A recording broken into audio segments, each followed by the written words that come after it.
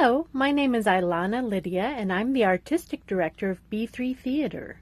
Tonight we're going to entertain you with a night of monologues, where we're doing what we do best. Be bold, be brazen, and be brilliant. Tonight we'll show you our boldest actors. Thank you, and enjoy.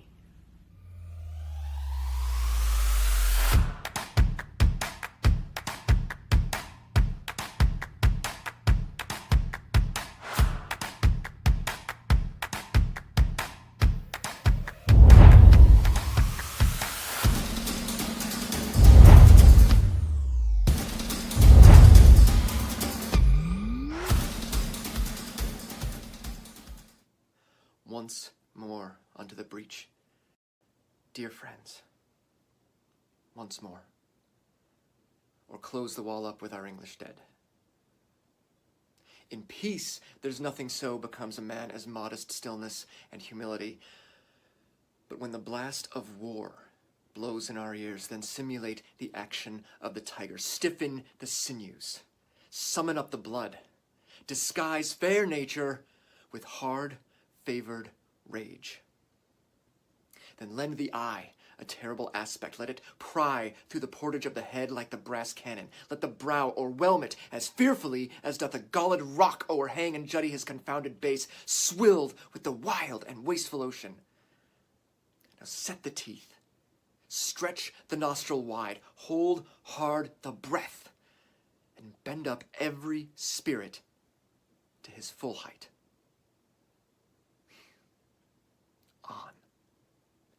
On, you noblest English, whose blood is fet from fathers of war-proof, fathers that, like so many Alexanders, have in these parts from morn till even fought, and sheathed their swords for lack of argument. Dishonor not your mothers, but now attest that those whom you called fathers did beget you. Be copy now to men of grosser blood, and teach them how to war. And you, good yeomen, whose limbs were made in England, show us here the mettle of your pasture. Let us swear that you are worth your breeding, which I doubt not. For there is none of you so mean and base that hath not noble luster in your eyes. I see you stand like greyhounds in the slips, straining upon the start. The game's afoot. Follow your spirits, and upon this charge cry, God for Harry, England, and St. George.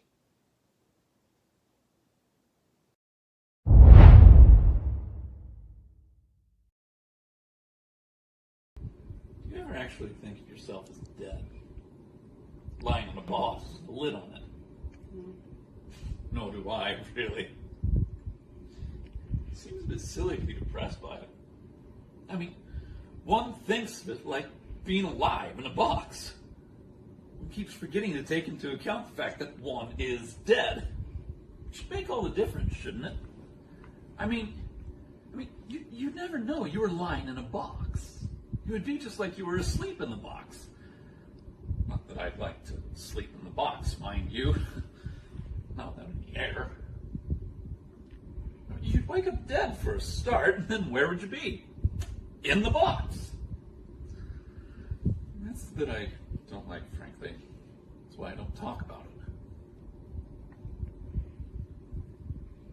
You'd be pretty helpless in there, wouldn't you? Stuffed in a box like that. I mean, you're in there forever. Even taking into account the fact that you're already dead, it isn't a pleasant thought. Especially if you're already dead. I mean, ask yourself, if I came up and asked you straight off, I'm going to stuff you in this box right here, would you rather be alive or dead? Naturally, you'd prefer to be alive.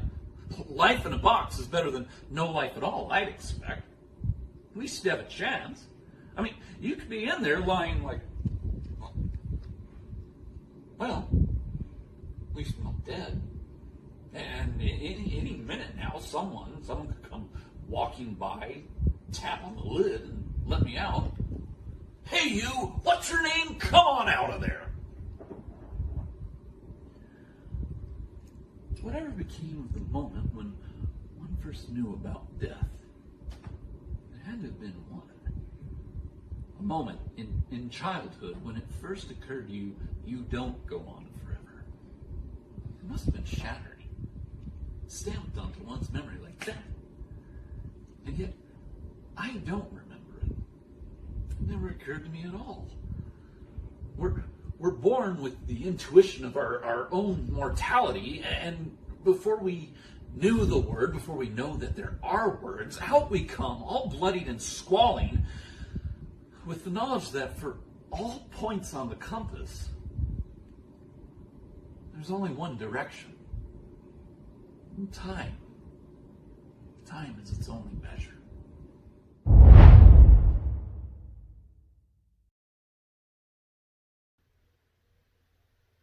Your Honor, when Joanna, my ex-wife, when she was talking before about how unhappy she was during our marriage, I guess most of what she said was probably true. There were a lot of things I didn't understand. A lot of things I wish I could do different if I could. Just like I guess there's a lot of things Joanna wishes she could change. But we can't. Some things, once they're done, just can't be undone. Joanna says she loves Billy. I believe she does. But so do I. But the way it was explained to me, that's not the issue. The only thing that's supposed to matter is what's best for Billy. When Joanna said, why shouldn't a woman have the same ambitions as a man? I suppose she's right. But by the same token, what law is it that says that a woman is a better parent simply by virtue of her sex? I guess I've had to think about whatever it is that makes a person a good parent. Consistency, patience, understanding, love. Where is it written that a man has any less of these qualities than a woman? Billy has a home with me. I've tried to make it the best I could. It's not perfect. I'm not a perfect parent. I don't have enough patience. And sometimes I forget that he is just a little kid. But I love him. More than anything in this world, I love him.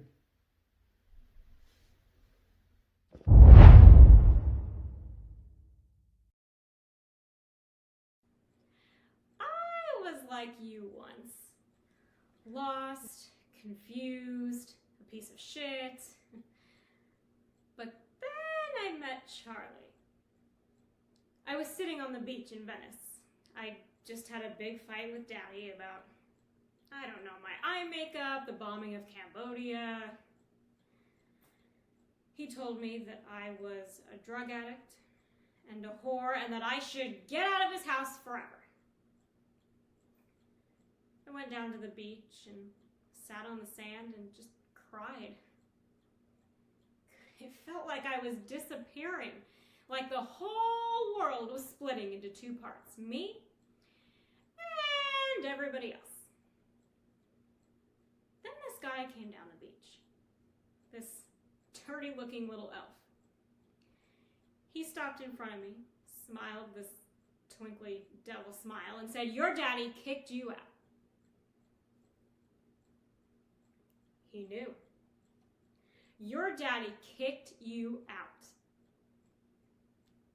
How could he know? I know Daddy didn't tell him, so who could have? God. God sent this dirty-looking little elf to save a little girl lost on a beach. He smiled again, touched my hair, and then off he went. And for a minute, I just sat there and watched him go. And then I ran and grabbed his hand, and until they arrested him for stabbing Sharon Tate, I never let it go.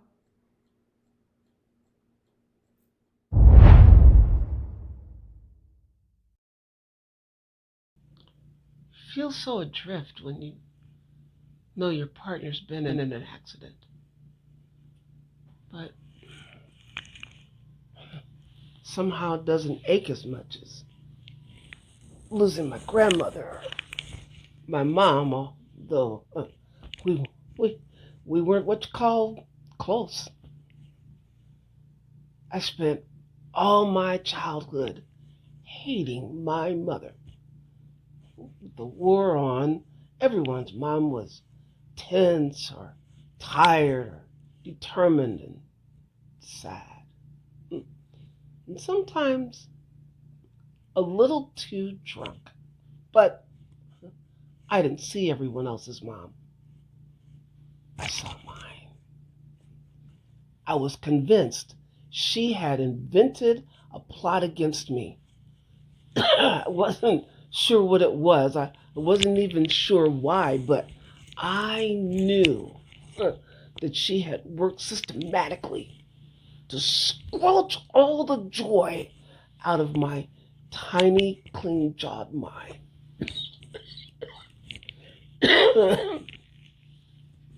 In fact,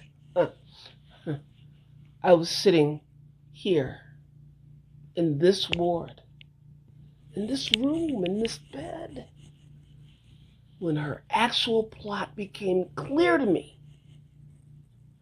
I was hooked on machines that came out of my mouth and my throat and my nose. But so I had a lot of time to think. Here's the secret. With the gravity that would befit a queen, my mother pretended she was stupid. not, not just uneducated, but dumb, thick-headed. She led me to believe she was a complete idiot. And I brought it. God help my arrogance. I ate it and asked for seconds.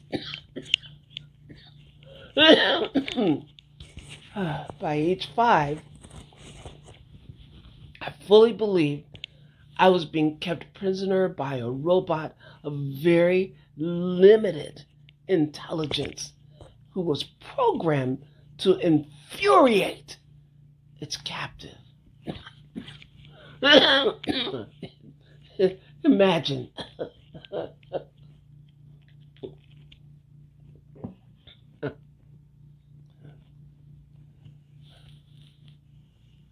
This seems to me the most complete and beautiful gift you could give a child. The gift of confidence. Letting her think that she, being a small and insignificant creature, is somehow much more brilliant than you. I think God gives us this gift. The patience, the love. And lo and behold, my own pig-headed, half-bigoted mother had stumbled onto this gem and given it to me. I wonder if the legacy I leave behind will be as bright.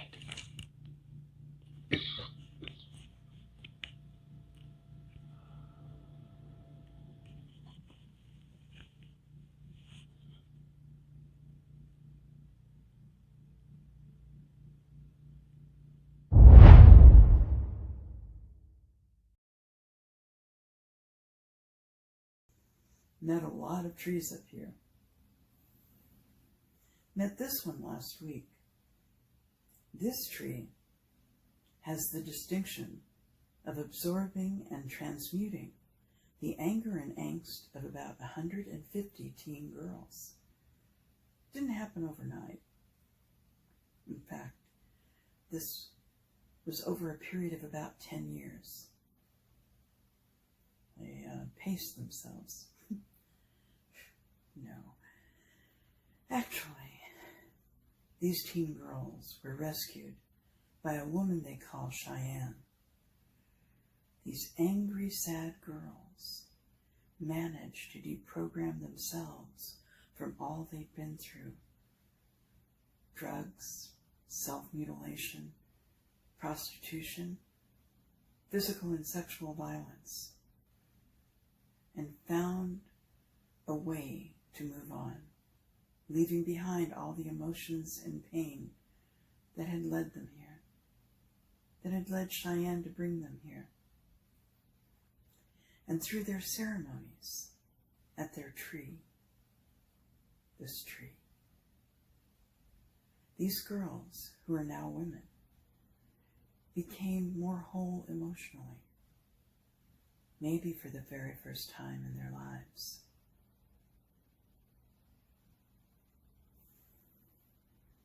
I'm kind of impressed by their story.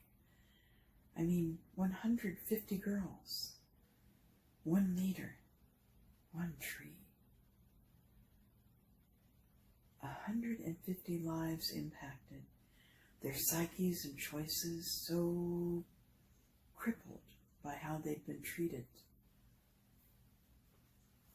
that their salvation, so to speak, was a random gift from the universe through Cheyenne and her knowledge of the healing power of nature and the oneness it creates for us all. How many trees would it take to heal the rest of us? How many leaders have their hearts and minds in such places as Cheyenne? What are the odds that these girls, now women, were intercepted and healed?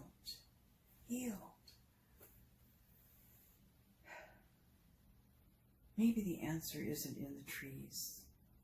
How many, what kind? Maybe the answer is letting trees be trees and letting us be better to one another, so that such things as needing to emotionally heal becomes a rarity rather than a near certainty in these times.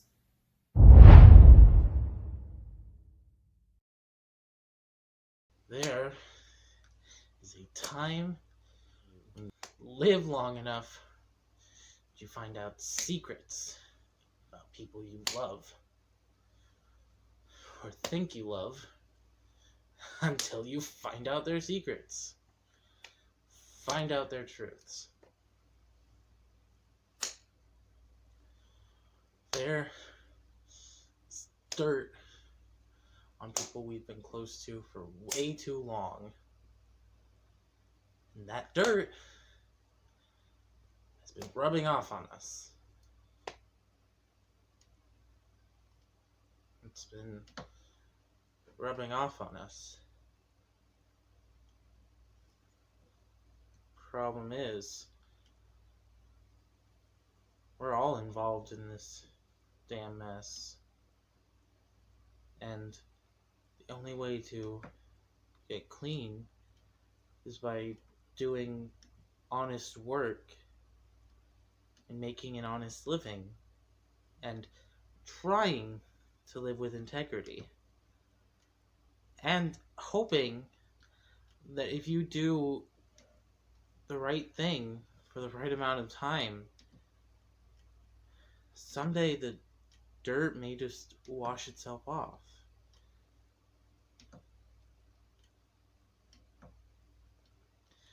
I don't know if it ever will, Brian, but I know that I'm gonna keep making good. I'm gonna show face when necessary, and I'm gonna rebuild what's ours. This motel This land, it's ours. However we got here, it's ours. And it's up to you and me to make it legit.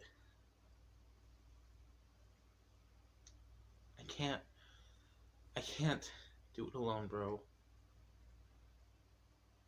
I need you to wake up to what I'm saying. For Mom's sake, for your own damn sake, or at the very least, for me. I don't want you mixing up with Uncle Robbie and his crew.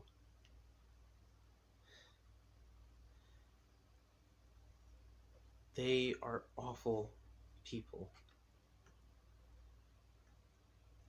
You should know this by now, but I'm telling you anyway, you're not cut out for that way of life. Trust me, you're not.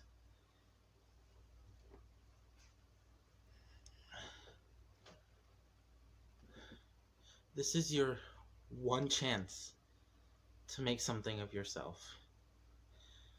Come run a legit business with me and make this motel fly. You can live a noble life, never owing anybody anything, and never having to look over your shoulder either. I'm not saying you can't be young and you can't have fun, but you become the company you keep. And I'd much rather you spend time with me than spend time with Uncle Robbie and that circus. When Mom died, Uncle Robbie left us to dust. And I had to take care of you. And I want you to remember that his crew, Uncle Robbie and those clowns, will never take care of you. I'm the one who's going to go the distance. Please remember that.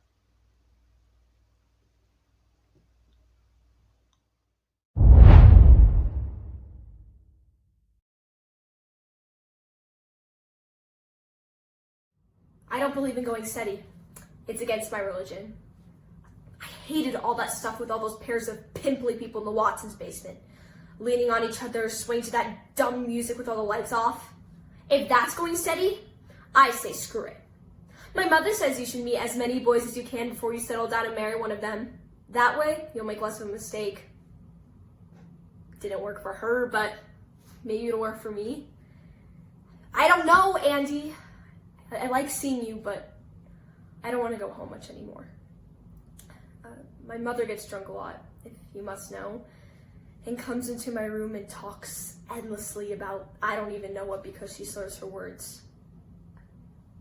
You know, the only really good time I had was when I came over to your house Christmas Eve. That was fun. Singing around the piano, hanging up stockings, playing Chinese checkers with your brother, helping your mother with the gravy. I liked all that. You may not have as much money as we have, but at least you've got a better family. So, spring vacation, we're going to visit my grandmother in Palm Beach. Ho hum. At least I'll get a tan.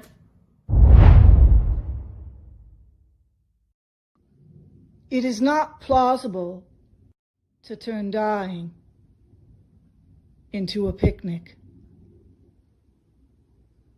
We are not built to assume with a smile the end of our lives. Some of us will, but most of us will not. Not everybody dies the same way. Some of us have an easy death, while some of us have a very difficult death. And this should not come as a surprise because some of us have a very, very easy life, while others have a very difficult life. Major stressors that happen before we die include adolescence, divorce, the loss of someone that we love, the death of someone else, a job loss, a relocation.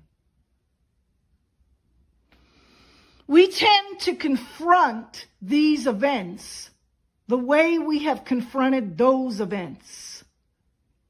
So if we were depressed and took to the bed, we'll take to the bed again. If we were angry, then we will get angry.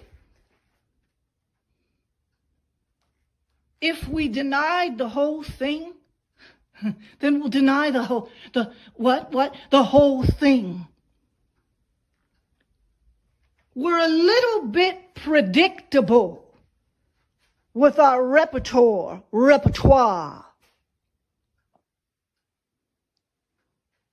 Those of us who drink, we will drink. Yes, there are stories. There are stories of those who sell everything. They sell everything. They sell everything. And they buy a sailboat.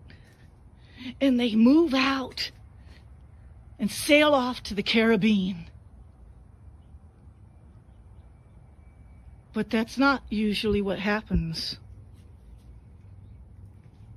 Usually what happens is we buy at the same supermarket, and we do the same routine.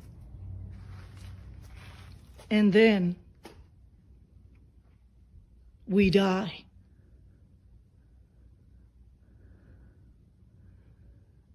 Existential sadness.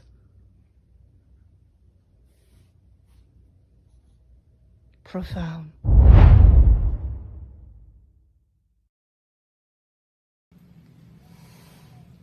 I am invincible! I can change the world! I am the captain of my ship, the master of my own soul! Or at least the first mate of my ship and the apprentice of my own soul, which, isn't too bad. So, what have I learned from tonight's unfoldings? Beware when your roommates start acting all weird and a man on TV worms his way into your reality. That's generally bad. Memories don't mean anything. Never trust an actor in a mask. Oh, and try not to make your author angry, especially when there are people around who can channel her. Ew, creepy. Take just a moment and imagine the other performances going on in this space. Let's listen. Music to my ears. Plurality. More complex than just a journey of one for one. 3 women bursting into existence. Ha! Take that, you man on TV. I see you in your...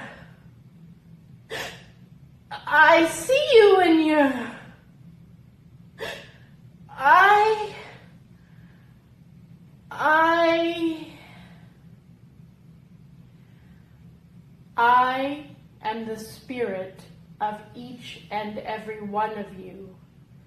I am the dreamtime self-aware. I am the niggling sensation that there's more to life than meets the eyes. I am devoid of all meaning, except for that which you bring me. You bring me everything because I am you. Here's the secret I can impart to you now. Life is short. Plays are shorter. If you get caught playing in life, God help you, you're done. Here is the gift I can give to the divinity within. I am no more a character than you are. I am no less a character than you are. Are we here just meant to entertain the gods? Shh! Don't go back to sleep. Take this news and let it course through your veins. Take this life and let it give you life anew. You are not real. What freedom! What joy! You are the most real thing in this space and time. What freedom! What joy! Quickly. The mind can only remain hyper-aware for so long. The door is closing, the opportunity is slipping away. See the stage you stand on now while you're still able. I can no longer see you because you can no longer see yourself. These words, I do not write them. I worry that one day I may go to speak them aloud and nothing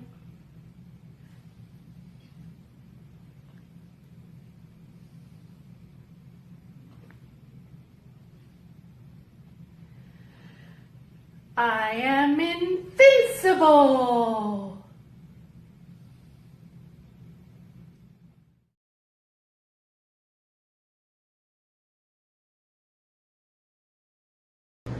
Hello everyone, my name is JP Clemente and I am the Associate Artistic Director of B3 Theater. On behalf of the company, we would like to extend our gratitude to every artist that participated in this project, A Night of Monologues. To the actors, thank you for presenting us your bold, brazen, and brilliant work. To the design team who continue to push boundaries in creating live theater in a virtual environment. And to you, our audience, for your passion for theater and your continual support of B3 Theater. Artists, art, and audience, there's no separation. We as a whole are B3 Theater. Thank you.